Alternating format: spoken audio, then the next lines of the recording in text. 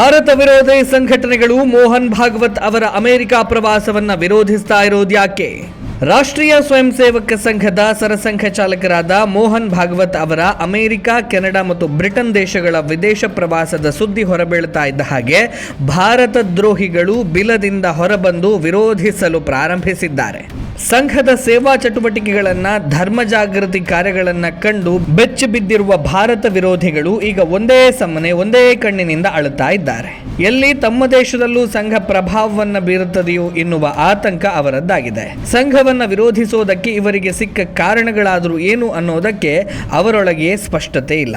ಮುಖ್ಯವಾಗಿ ನಾವಿವತ್ತು ಸಂಘದಿಂದ ಭಾರತಕ್ಕೇನಾಗಿದೆ ಎಂಬುದನ್ನು ಅರ್ಥ ಮಾಡಿಕೊಂಡರೆ ವಿದೇಶಿ ಶಕ್ತಿಗಳು ಯಾಕೆ ಸಂಘವನ್ನ ವಿರೋಧಿಸ್ತಾರೆ ಅನ್ನೋದು ಅರ್ಥವಾಗುತ್ತೆ. ವಿಭಜನೆಯ ಸಮಯದಲ್ಲಿ ಪಂಜಾಬ್, ಸಿಂಧ್, ಬಂಗಾಳ ಮತ್ತು ಇತರ ಪ್ರದೇಶಗಳಿಂದ ದೊಡ್ಡ ಪ್ರಮಾಣದಲ್ಲಿ ಜನರು ಸ್ಥಳಾಂತರಗೊಳ್ಳಬೇಕಾಯಿತು.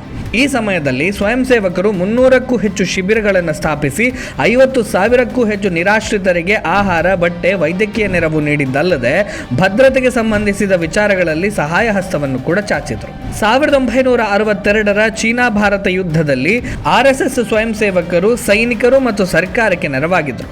1963ರ ಗಣರಾಜ್ಯೋತ್ಸವ ಪೆರೇಡ್ನಲ್ಲಿ RSSಗೆ ಭಾಗವಹಿಸುವುದಕ್ಕೆ ಕಾಂಗ್ರೆಸ್ ಸರ್ಕಾರವೇ ಆಹ್ವಾನವನ್ನು ನೀಡಿತ್ತು ಮತ್ತು ಅಲ್ಪ ಸಮಯದಲ್ಲಿಯೇ ಸುಮಾರು 3,000 ಸ್ವಯಂ ಸೇವಕರು ಸಮವಸ್ತ್ರ ಮತ್ತು ಘೋಷಗಳೊಂದಿಗೆ ಪರೇಡ್ನಲ್ಲಿ ಭಾಗವಹಿಸಿದರು.